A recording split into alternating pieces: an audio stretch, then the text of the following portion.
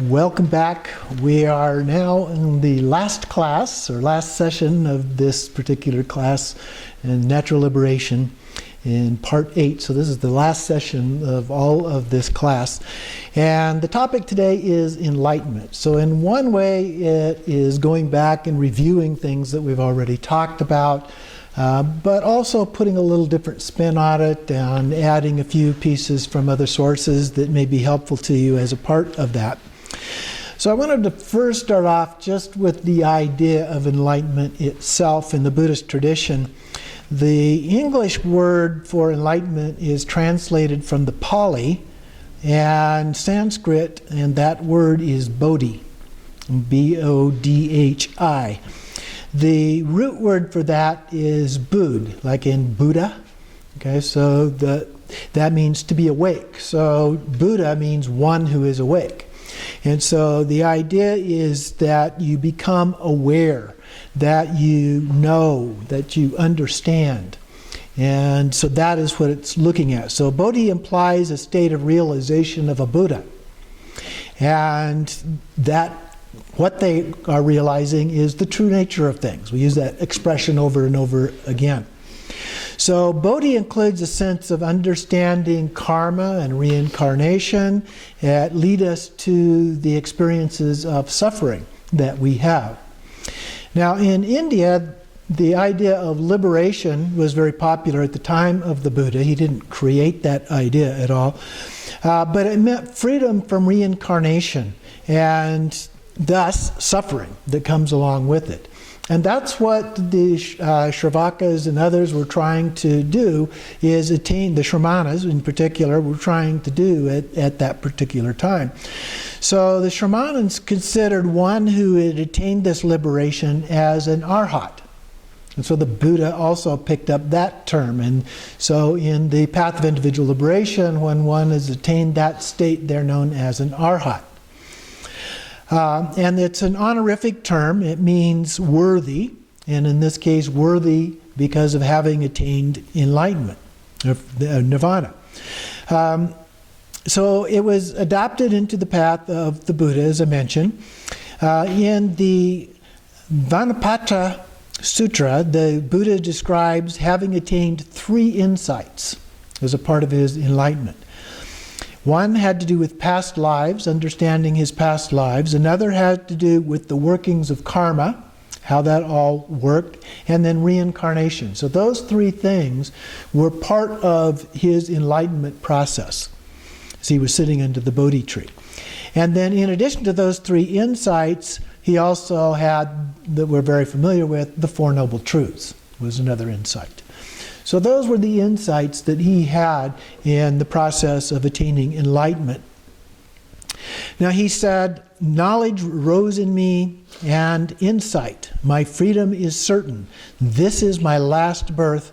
Now there is no rebirth. So he had attained this final nirvana, if you will. However, the idea of enlightenment evolved over time and began to take on different interpretations under the different schools of Buddhism that evolved.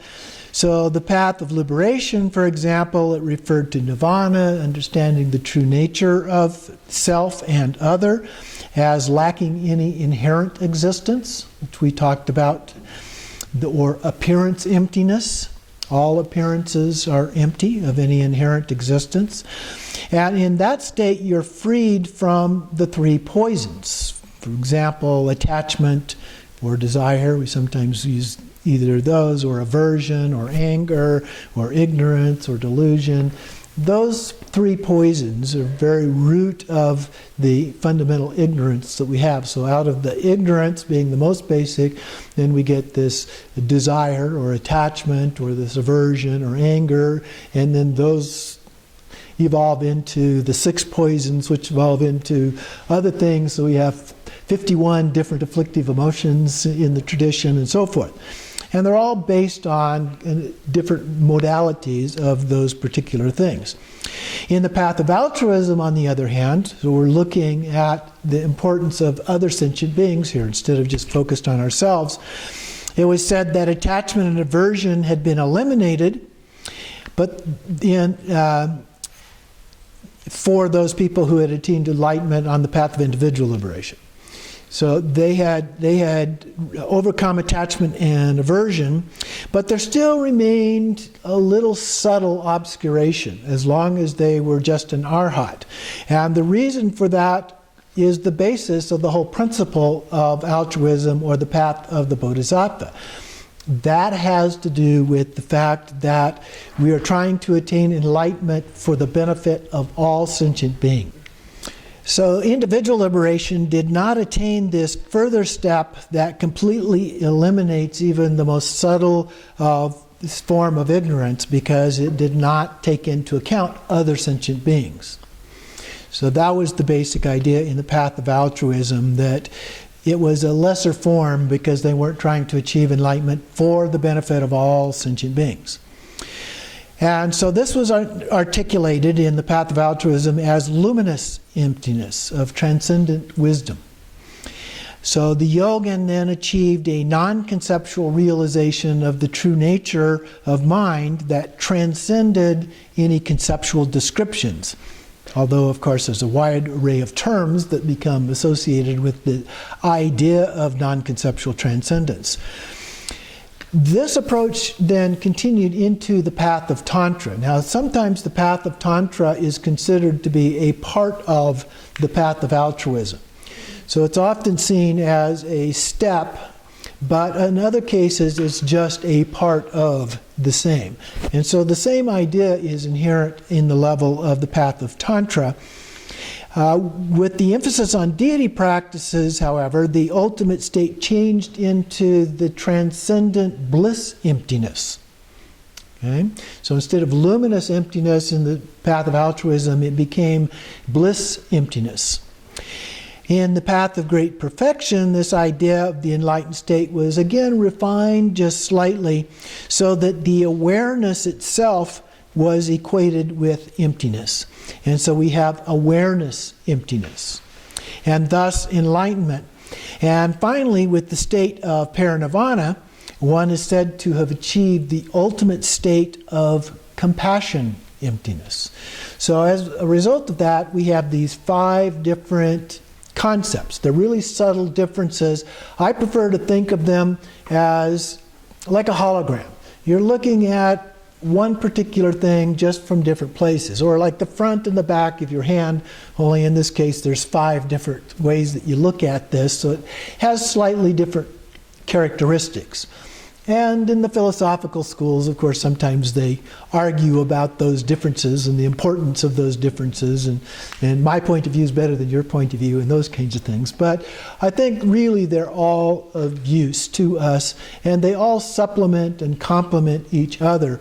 And it's more like they're all really just one taste. Okay? So that's really my personal outlook on how those things come together. So the question is, how do we attain enlightenment in this lifetime?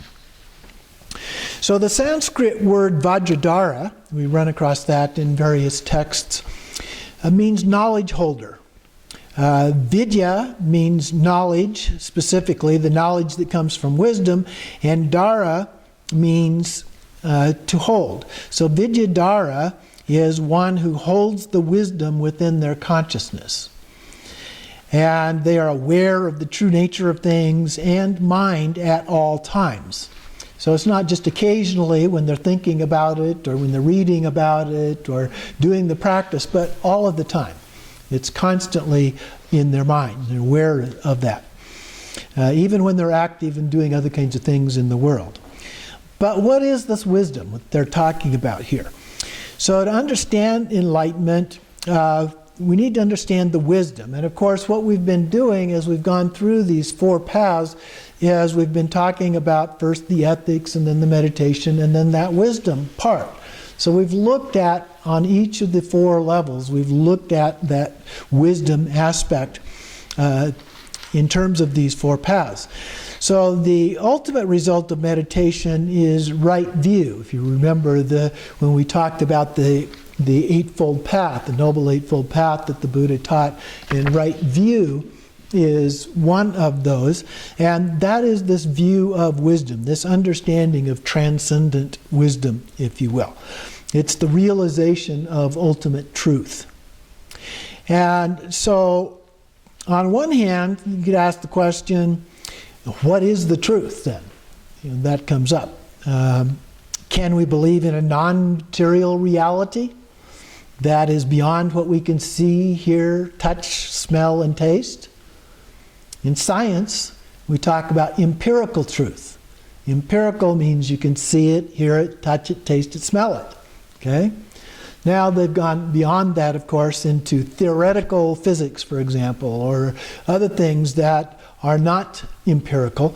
But whenever they come up with an answer from a theoretical perspective, they always try to find a way to prove it or disprove it using empirical means.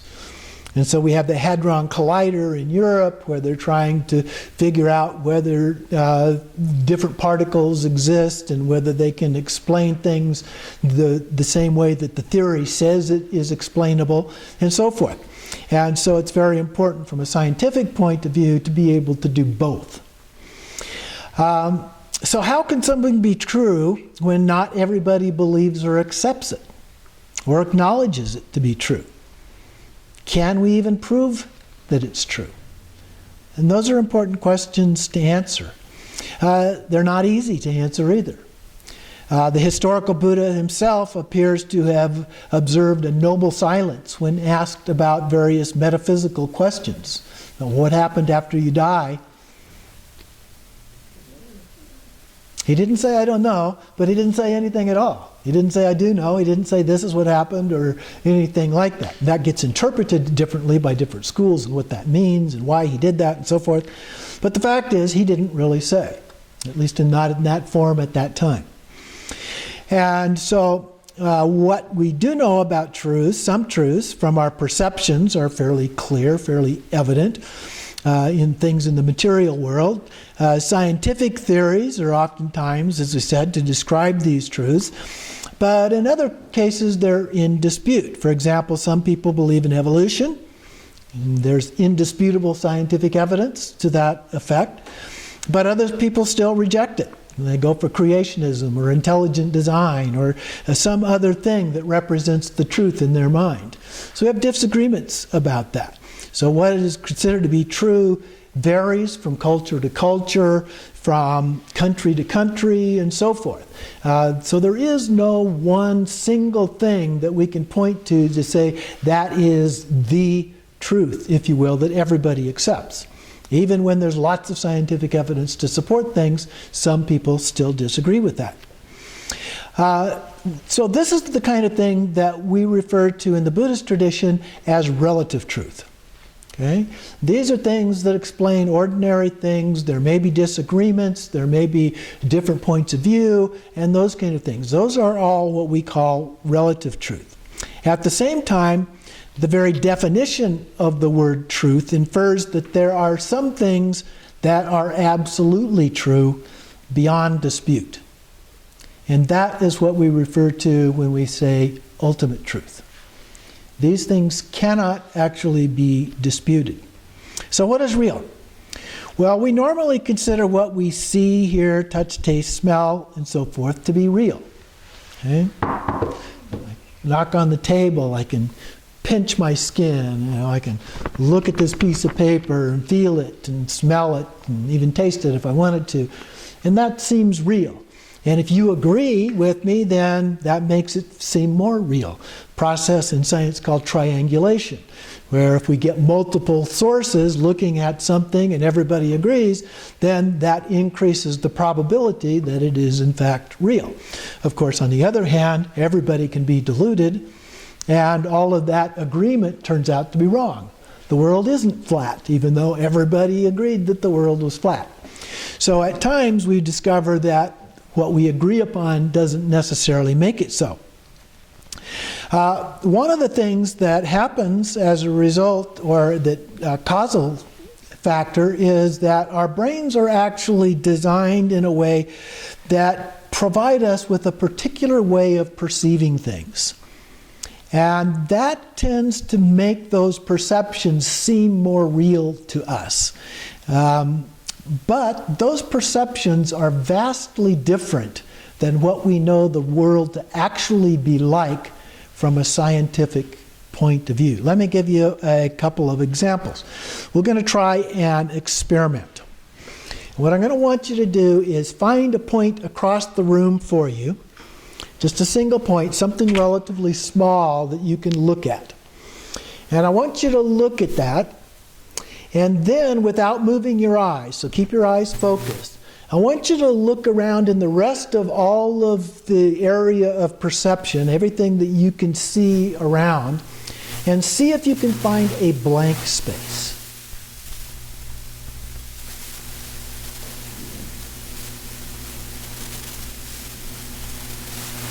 Now, if you're normal, you can't find that. And one of the reasons is that we have two eyes. And so if there's a blank space in one eye, the other eye can make up for it. So let's change the experiment a little bit. Cover one of your eyes and just look with the other eye.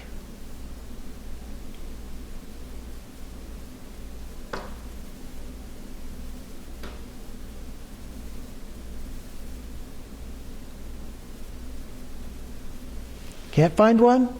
Change eyes. Maybe there's one in the other one.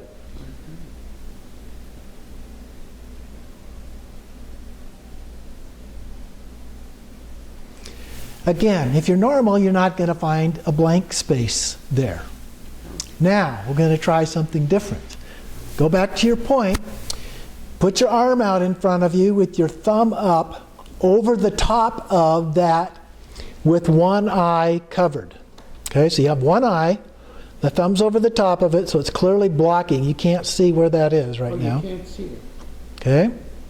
Now, without moving your eyes, so when you move your thumb to the side, you can now see that point. Keep your eye pointed there, move your thumb to the side, and as you do that, you will find a place where your thumb seems to disappear.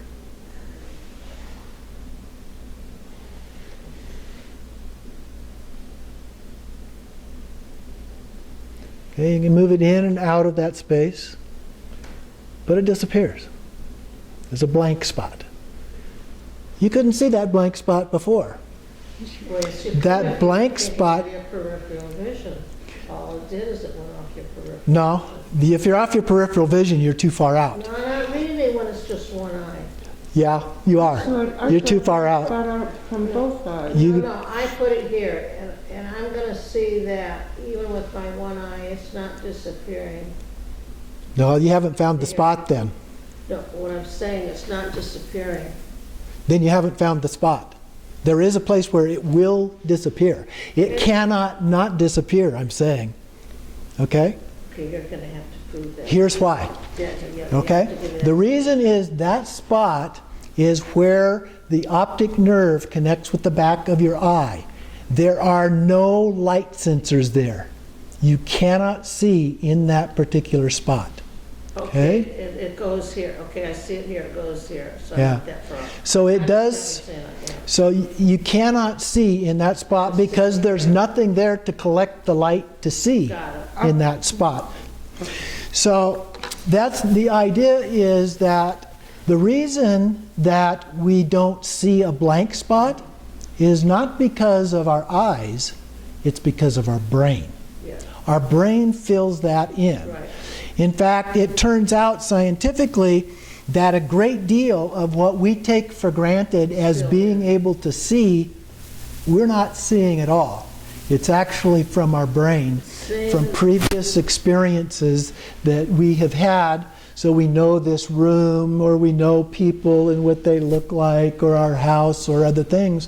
We know so much about those that our brain fills in a lot of what we think we are actually seeing. So it's not the same thing. So, let me find where I ended here. So that gives you some direct experience. If you still need to try it some more, go ahead and do that later on. But we need to have some direct experience of that. Another example. How many of you can see atoms? We know that all material things are made up of atoms.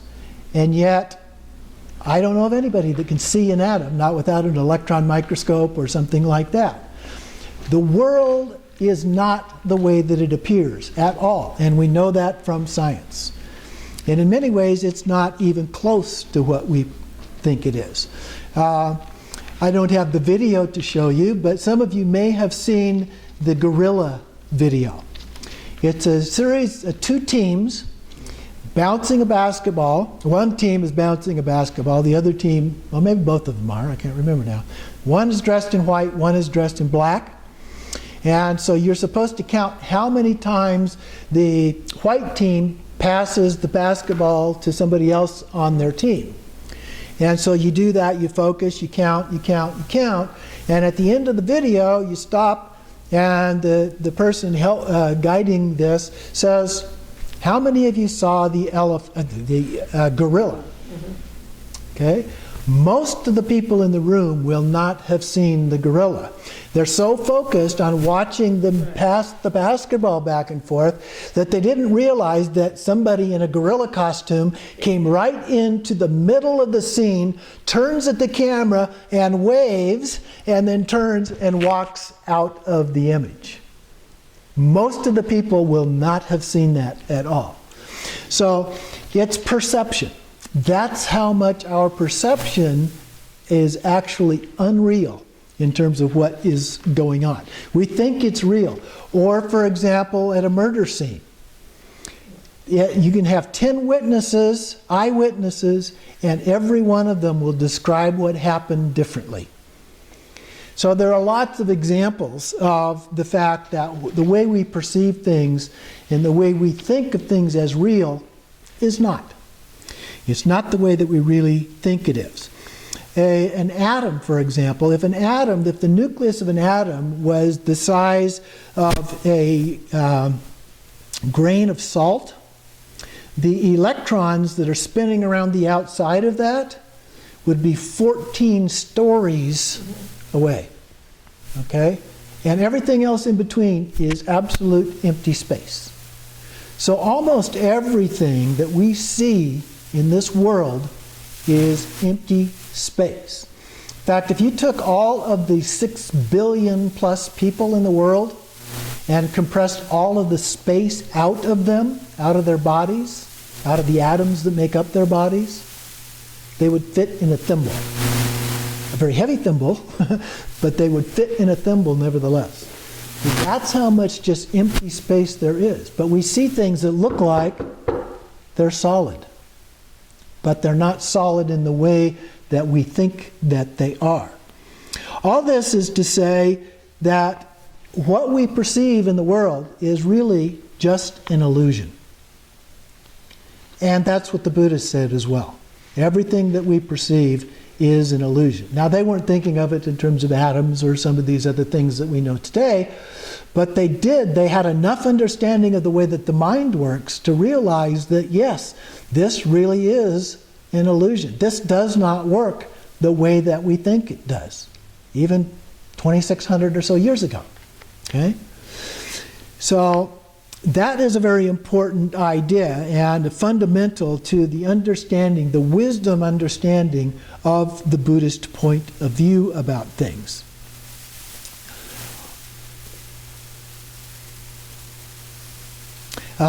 Another example is how our brain creates illusory reality.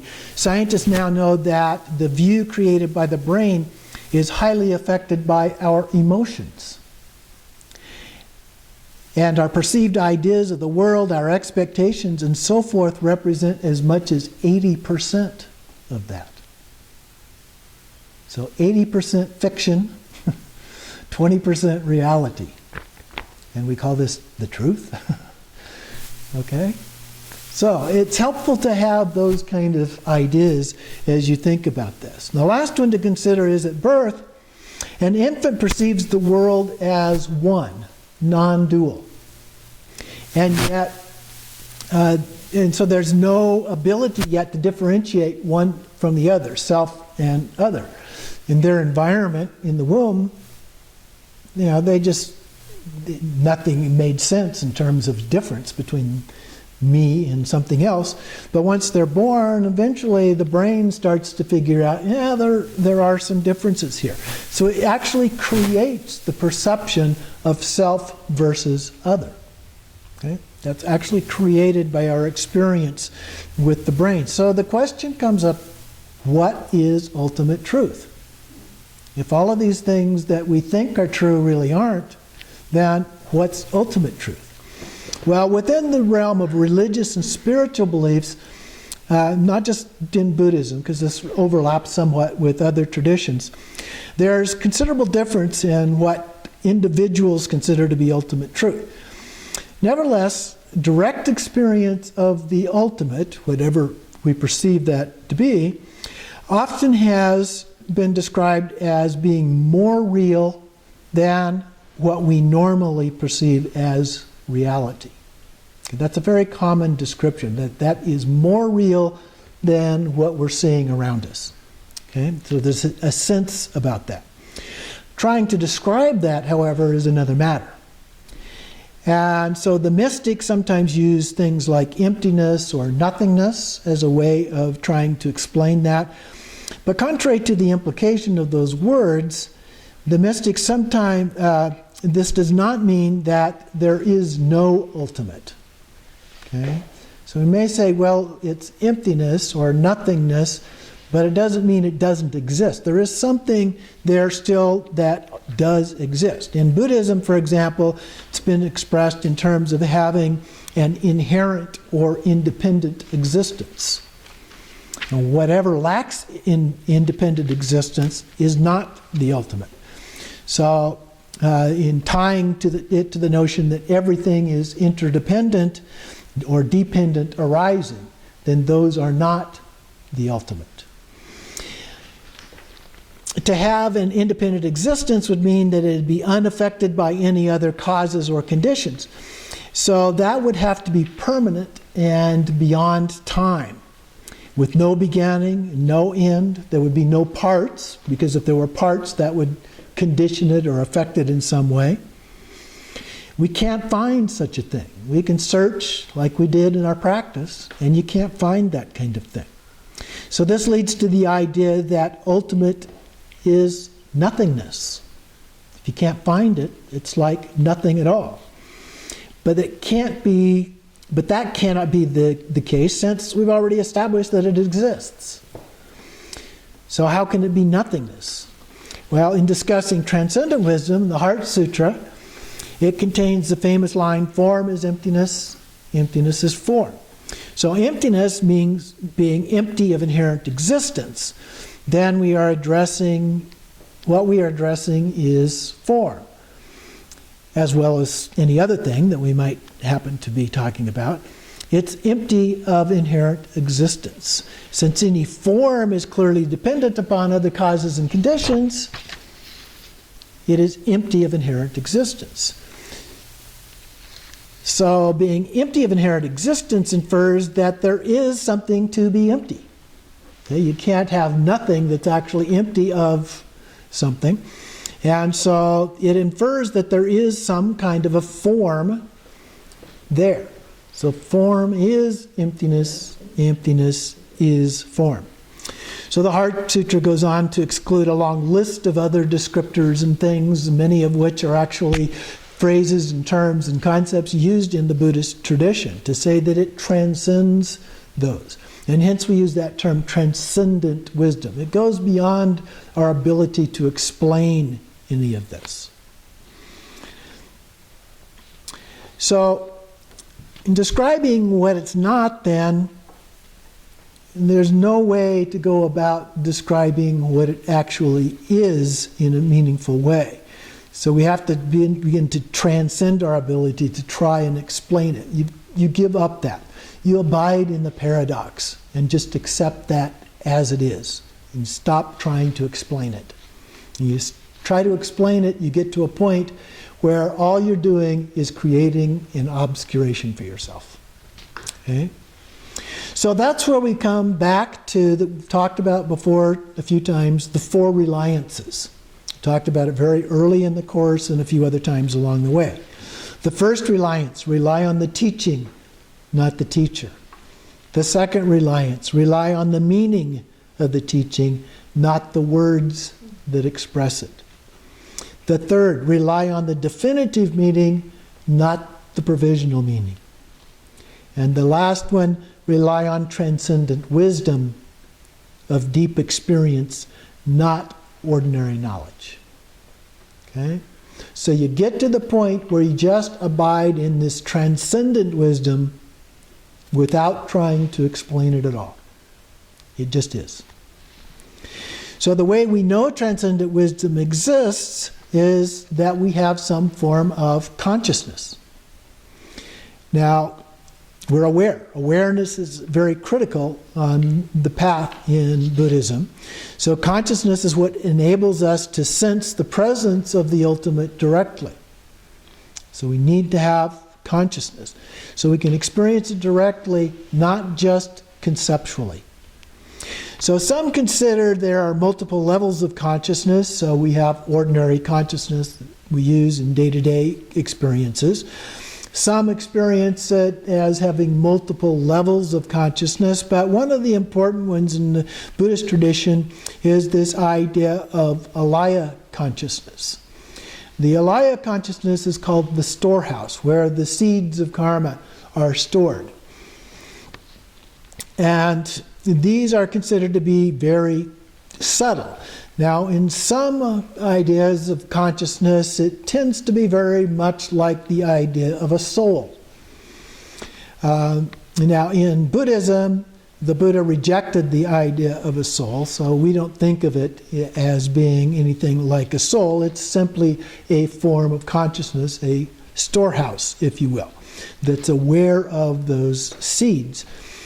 So what we do then is we take those and then we have to deal with those in some way, the karma. So we do purification practices, or it gets burned up, or whatever. But in the process of doing that, we also have positive forms of karma. Okay? And so positive forms of karma can also get burned up through using them, but they can also get used up through purification practices that are part of that as well. So, while we're talking about something that cannot be described, we also have to acknowledge that we have to use concepts as a way of communicating this experience of transcendent wisdom. It's just that what we are talking about is not the actual transcendent wisdom. Okay? It is something that is a semblant transcendent wisdom. It's something like it. It's a way of pointing it out, a way of describing it, even though it's not exactly the same. Well, there's 4 descriptors that are often used in the Buddhist tradition to help us understand this: ineffability, openness, oneness, and the dynamic radiant display. So the first one of those is the idea that the ultimate is ineffable. We've talked about this a number of times already. Beyond words, beyond concepts. You're unable to articulate the qualities or characteristics of the ultimate. But sometimes we do articulate qualities and characteristics, and we attribute it to them, sometimes even in anthropomorphic forms, as a deity or a Buddha or something, and we say they have certain qualities or characteristics, and we describe those. That doesn't mean that's what they actually are. That means those are the best we can do at trying to explain what they actually are. So it can help us relate to them. But they can also take away from our understanding of ultimate truth as transcendent wisdom, because we begin to think of them as being real. And we begin to attach to all of those labels and ideas, and that just creates a new obscuration for us along the way. The second phrase is oneness, this idea of oneness. The exact qualities vary somewhat among different religious traditions of what is meant when we say this, particularly in two respects. One of them is the idea of universal oneness. There's some kind of a greater one. We are all one, if you will, including the ultimate. As a part of this, we only perceive ourselves as separate individuals. And thus, we overcome the dualistic perception created by the brain. An example of this is the Hindu concept of Brahman. And Brahman says that basically all of us we're still individuals, our souls at least, as an aspect of Brahman are called Atman. And it's a misguided perception of us as being separate from Brahman. That in reality, we are all just one. And it's that realization that through which we achieve enlightenment. But Brahman itself is fundamentally ineffable. It cannot be actually described. But individuals perceive themselves as separate, as the Atman, but Atman is ultimately Brahman. Others have articulated this oneness as the form of cosmic consciousness. The idea that there's some form of a universal consciousness of which we are all a part. The same idea. But there is an alternative. The second approach is that it is restricted to individuals and individual phenomena. So here our ordinary consciousness perceives ourselves as separate, but there is no difference between self and other. We are one in that sense, but still have an individual consciousness. It's not one single cosmic consciousness. In the extreme, this takes the form of mind-only school of Buddhism, and Western philosophy had a similar idea of conceptual reality, that everything is just in our mind. And we each have our own mind in how we perceive that, but nothing out there exists. It only exists in terms of our mind. So that's kind of an extreme position that's largely been rejected simply because of the complexities and the varieties involved in individual experiences are very, very difficult to explain from that point of view. It doesn't seem to support it, nor does scientific evidence, nor is there support for this universal oneness that they're describing as a part of that. So Buddhist teachings generally follow the idea of an individual oneness model. Each of us having our own individual consciousness, and there is no single universal or cosmic consciousness. Now you will find some things in Buddhism that kind of allude that maybe there is, but overall the idea in Buddhism is that that does not exist. The third common quality, so we had ineffable and oneness. The third one is openness or vastness. There's a sense of this openness or vastness associated with the ultimate across traditions. It has been described as being like space. It's not space per se, it's not space itself, but it's like space. So it doesn't have this temporal quality of space that's surrounding us, but it's more of a metaphorical quality that transcends concepts, much like the ineffable. So it gets labeled as things like the basic space of phenomena or suchness. We don't have words that can be used to actually describe it. And yet it's still beyond even Nagarjuna's four extremes, if you will. The fourth quality, then, is the recognition that there is still a truth that we do perceive. It does exist, contrary to the mind-only school of thought. So it may be an illusion in the sense that of its true nature versus how we perceive it, but it does exist nevertheless. This perceived reality represents this dynamic, radiant display of the ultimate nature of things. In his commentary in the Guhyagarbha Tantra, Mipam Rinpoche states that this enlightened state is known as the natural and spontaneously present mandala of the ground. So all of the things that we perceive are just manifestations of this ground, if you will. Thus, and he goes on, in terms of the final meaning, since all phenomena are great purity and equality from the very beginning, one should know that the culmination of the natural great perfection, in which there is no affirming, negating, accepting, or rejecting, is absence, oneness, openness, and spontaneous presence. Okay, those four things. Absence, or ineffable, openness, oneness, openness, and spontaneous presence, or dynamic radiant display. The different phrases that are sometimes used there. But there remains some disagreement about the true nature of the ground, if you will, or the ultimate, among different philosophical schools in Buddhism. And so, in my opinion, the key question comes down to the issue of permanence. We use that word, permanence. The Buddha said all phenomena are impermanent.